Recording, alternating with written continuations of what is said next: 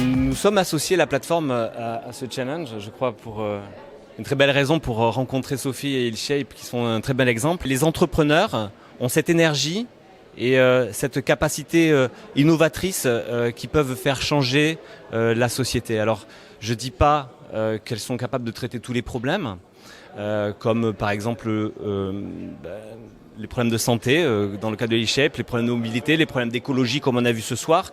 Ils ne peuvent pas tout résoudre, mais avec leur énergie, leur capacité d'innovation, elles sont capables d'entraîner un mouvement dans ce sens-là.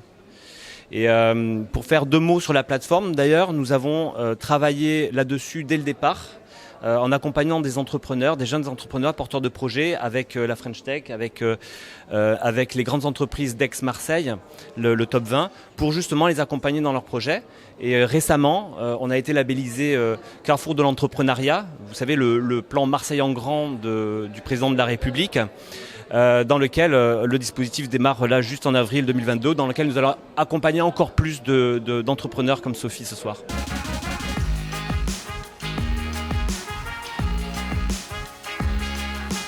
J'ai postulé à ce concours parce que je me suis dit 10 000 startups pour changer le monde, c'est un grand rêve. J'osais pas trop, mais je me suis dit pourquoi pas. Et en fait, de passer les pitchs, d'abord la sélection régionale, c'était déjà une énorme satisfaction de voir qu'on avait réussi à atteindre ce niveau-là. Et puis d'être là ce soir au Grand Rex avec tout ce monde de l'innovation, de la French Tech, c'est grisant.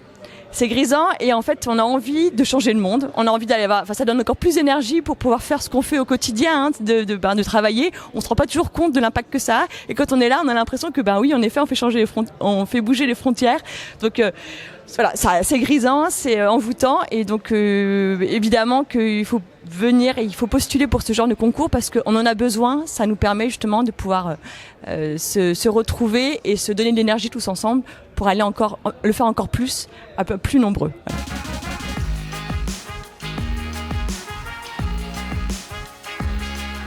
Moi je pense qu'il faut tenter la chance et que c'est vraiment hyper intéressant et énergisant de voir tous les projets en fait, tous les start-upers qui sont là, start-upers, start-upeuses, et de pouvoir tous ces projets portés qui ont tous beaucoup de sens. C'est très voilà, allez-y, postulez et vous allez voir que vous êtes pris dans une belle énergie collective. Je ne crois pas que l'on naisse avec le gène de l'entrepreneuriat, je ne crois pas que ça s'apprenne à l'école. Je crois que l'entrepreneuriat, c'est exactement comme le basket. Quand on a tous essayé au lycée de mettre les premiers paniers aux 3 points, on n'y est pas arrivé du premier coup. Allez, par chance, des fois, ça marche. Mais à force d'entraînement, on finit par y arriver. Et bien, l'entrepreneuriat, c'est exactement pareil. C'est-à-dire, c'est un muscle, c'est de l'entraînement. On essaye. Avec de la chance, ça marche, des fois ça rate, mais il faut accepter de rater pour mieux préciser et mieux aller de l'avant et encore mieux marquer après. Donc, si j'avais un conseil à donner aujourd'hui aux entrepreneurs, c'est lancez-vous. La prise de risque est généralement minimale. Il faut se lancer, il faut essayer et ça va marcher, ça va finir comme au basket.